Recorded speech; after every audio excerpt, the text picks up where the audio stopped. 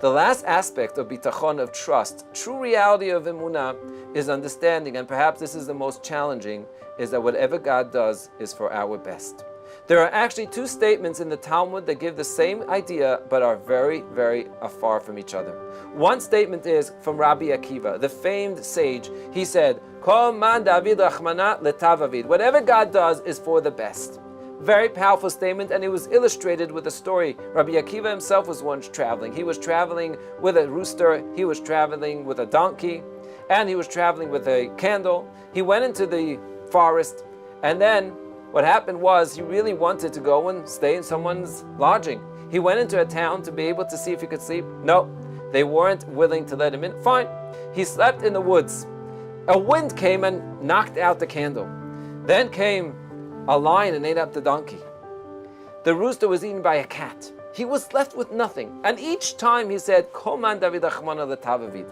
Lo and behold, in the morning, the next day, he found out the entire town was attacked. And if he would have been with any of the sounding roosters, or the donkeys, or the light, he would have been killed too. He said, Koman David Achmana l'tavavid. True reality is to understand that whatever happens to us, even when we think that the reality is that it's bad, no. True reality is to know that if it's coming from God, it has to be good. There's one more level.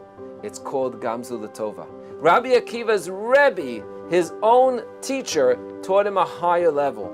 Gamzu L'Tova means that no matter what we think is not good, even that not good is really good. It's not even the result, it's actually right there. And I'll give you the example that the Gemara illustrates in Masechet Ta'anit. It tells us a story of someone that was sent with jewelry. Nachum Ish Gamzu was sent with jewelry to give to the king. Okay, on the way he stops by a lodging.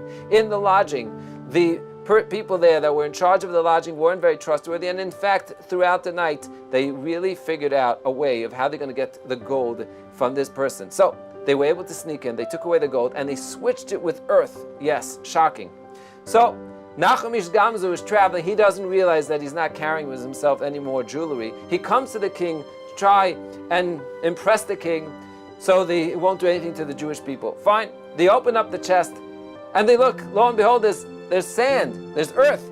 Of course, they're ready to kill him. But suddenly, there's a miracle. Elijah the prophet comes dressed as one of the people, the servants of the king, and says, wait, it must be those powerful sands and earth that Abraham used against the 4 kings. They said, well, let's try it. They take the earth and they throw it, and it turns into daggers. It turns into artillery. It destroys his enemies. He's fascinated, he's impressed. And each time, Nachum Ish Gamzu would say, when they opened up the chest, Gamzu L'Tova. He understood even the earth can actually be good, and that's an illustration of true reality when we know God loves us, God is called Tov, and nothing bad really happens to us. We just have to be able to open our eyes and see the true picture. Thank you.